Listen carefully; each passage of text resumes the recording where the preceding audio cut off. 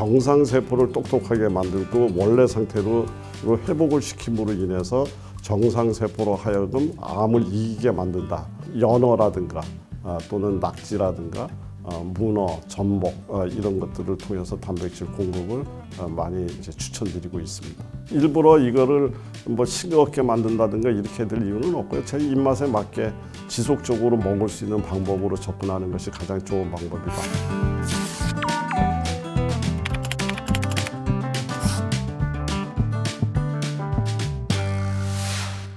네, 이 암은 원인이 너무 많기 때문에 이 암을 우리가 정복하기가 어려운 이유 중에 하나가 아닐까 싶습니다. 우리는 여태까지 어떤 유전적 요소에 굉장히 암을 일으키는 주요한 원인이라고 많은 사람들이 믿고 있었는데 지금 많은 연구에서 밝혀지듯이 유전적 요소는 5% 미만 뭐 이런 정도밖에 관여하지 않는 걸로 되어 있고요. 간염 바이러스에 의해서 간암이 생겨나죠. B형 간염 바이러스. 그다음에 여성 자궁 경부암 같은 경우에도 또 바이러스에 의해서 생겨나지 않습니까? 이렇게 여러 가지 우리 중금속이라든가 독성 물질 이런 거에 의해서 생겨나는 이제 암도 있습니다. 결국은 이러한 모든 것들이 들어와서 우리 정상적인 세포의 기능을 이제 망가뜨림으로 인해서 결국은 이제 암이 생겨나는데 이 암이라고 하는 것은 전부 다 염증 세포가 되고 그 염증 세포가 지속적인 어떤 자극을 받았을 때 이 안에 여러 가지 돌연변이적 어떤 변화가 일어나면서 이제 암으로 발생하기 때문에 어떠한 원인이냐는 것을 보다도 우리는 항상 몸의 독소를 제거를 하고 염증이 일어나지 않도록 이렇게 관리하는 것 이 자체가 모든 암을 이겨낼 수 있는 가장 기본적인 자세가 되지 않을까 이렇게 생각을 합니다. 우리 인체도 내가 어떠한 상태에 어떠한 마음가짐을 갖고 있느냐에 따라서 우리 몸을 계속 전쟁 상태로 끌고 갈 수도 있고 치유의 상태로 끌고 갈 수가 있는데 우리나라 사람들 같은 경우에는 살 수 있나요? 얼마나 남았나요? 이제 이런 식의 하나의 죽음과 연결시킨 어떤 이런 마음을 갖게 되는데 이런 마음가짐 속에서는 절대적으로 치유라고 하는 것이 연결되지 않기 때문에 이 마음에 대한 이야기를 가장 많이 하고요. 뭐 유방암이 왔으니까 유방암에 어떠한 음식이 좋다, 어떤 약초가 좋다 이런 이야기를 만약에 접근을 한다 그런다면 그것은 굉장히 잘못된 접근이라고 생각을 합니다. 왜 그러냐면 그런 방법을 제가 만약에 알고 있다면 왜 그 의사 선생님들은 그거를 모르겠습니까? 암을 극복하려고 노력을 하고 있는데도 암이 극복 안 되는 것을 제가 어찌 몇 가지의 약초나 몇 가지 약물로 그걸 고칠 수 있겠는가? 또 우리 몸의 정상적인 면역 기전에 의해서 암세포를 제거할 수 있는 능력을 갖고 있는 거죠.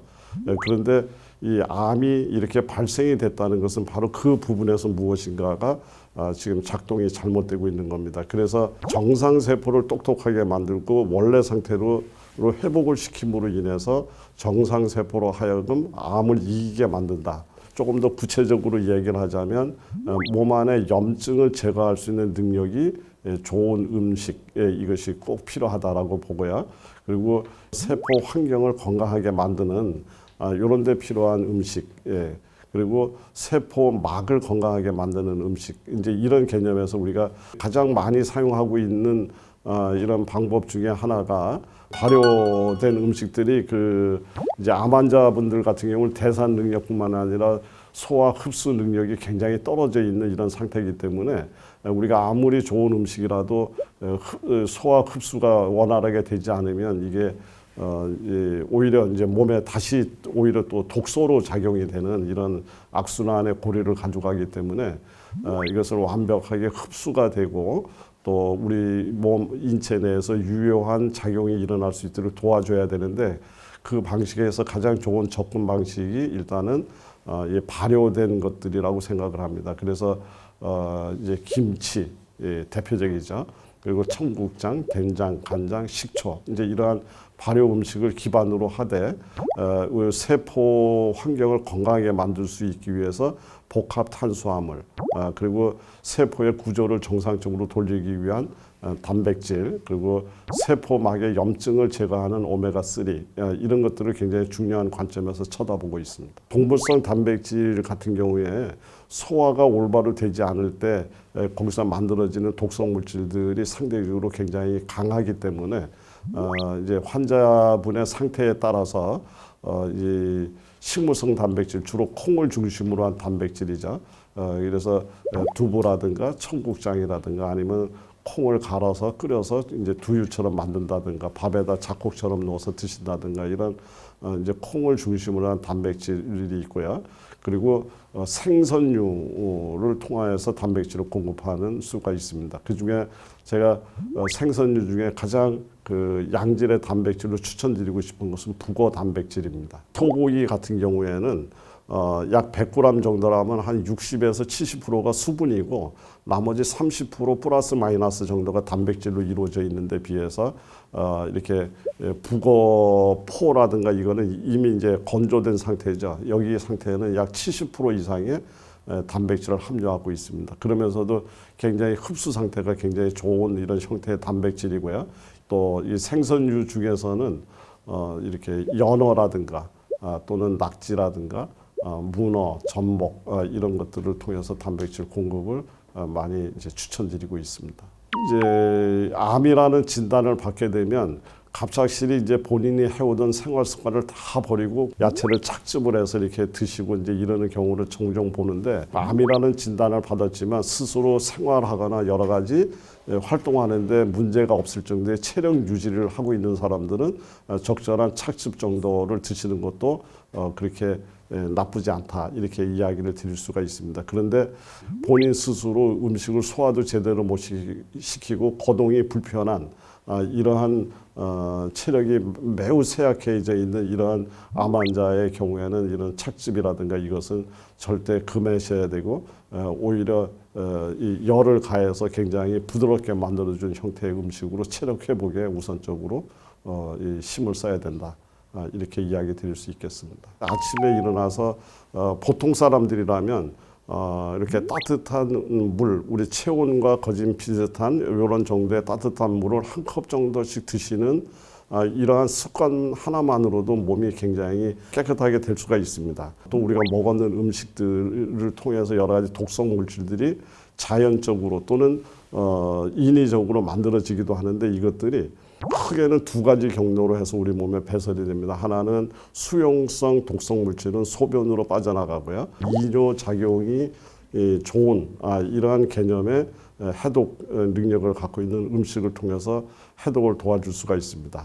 식물들이 어떤 성분이 어떤 것들을 가지고 있느냐 하는 것보다도 어디서 어떻게 생존하면서 자랐느냐를 보면 우리가 필요로 하는 특성을 활용할 수가 있는데 물속에서 살고 있는 미나리라든가 또 콩나물, 숙주나물, 연근 물속에서 사는 이러한 식물들은 물을 버릴 줄 모르면 물속에서 썩거나 부패돼서 결국은 자라날 수가 없죠. 물속에서 살아남기 위해서는 물을 버려야 되는 기술을 배워야 됩니다. 미나리가 굉장히 해독 능력이 매우 뛰어나기 때문에 미나리하고 무하고 같이 끓입니다.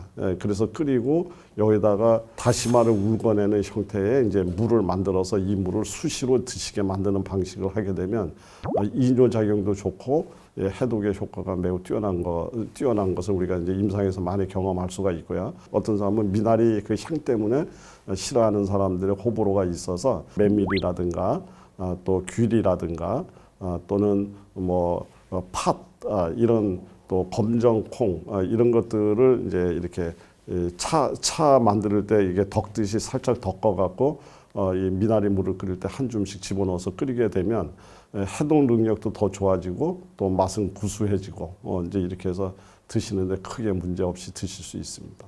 그리고 지용성 물질들은 간에서 담즙의 도움을 받아갖고 대변으로 주로 이렇게 빠져나갑니다. 그래서 대변의 상태를 여부를 확인을 해서 대변의 문제를 도와주는 쪽에 해법을 하나 제시가 돼야 되고요. 식이섬유를 강화하고 담즙 분비가 잘 되는 이런 물질들은 또 지금 미나리 같은 경우에도 담즙 분비를 도와주는 그런 작용이 있는 걸로 알려져 있는데 가장 대표적인 것이 식물성 웅담이라고 알려져 있는 울금, 울금이라든가 이것을 적정량 드시게 되면 담즙 분비에 굉장히 도움이 되는 걸로 되어 있습니다. 소위 뿌리 식물들, 또 해조류, 그리고 버섯류 중에서 팽이버섯 이런 것들 같은 경우에는 정말 대장을 위해서 태어났다라고 얘기할 정도로 굉장히 대장 건강에 매우 도움이 되는 그런 식이섬유들을 많이 갖고 있습니다. 변비가 있거나 이래서 대변이 원활하지 않게 되면 경우에 따라서는 관장의 방법을 사용해서라도 배변을 촉진해줘야 이런 지질 독소를 제거할 수 있다. 이렇게 이야기 드릴 수 있겠습니다.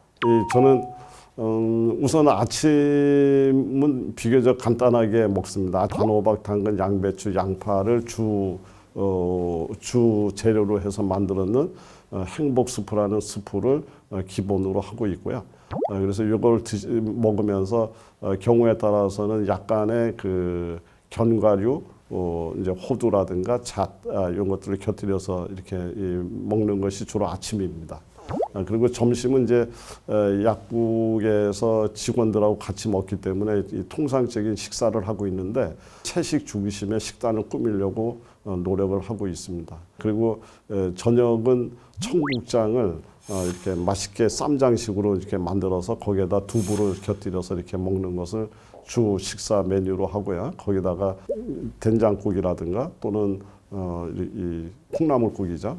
또 미역국 뭐 이런 것들을 곁들여서 이렇게 주로 먹는 게 제 식단이다 이렇게 이야기할 수 있겠습니다. 일부러 이거를 뭐 싱겁게 만든다든가 이렇게 될 이유는 없고요. 제 입맛에 맞게 우리가 이 치유식이라고 해서요. 너무 지나치게 이 맛에 대한 것을 무시해 버리게 되면 또 새로운 또 스트레스를 만들어내기 때문에 이렇게 일단은 지속적으로 먹을 수 있는 방법으로 접근하는 것이 가장 좋은 방법이다. 지금은 건강 100세 시대입니다.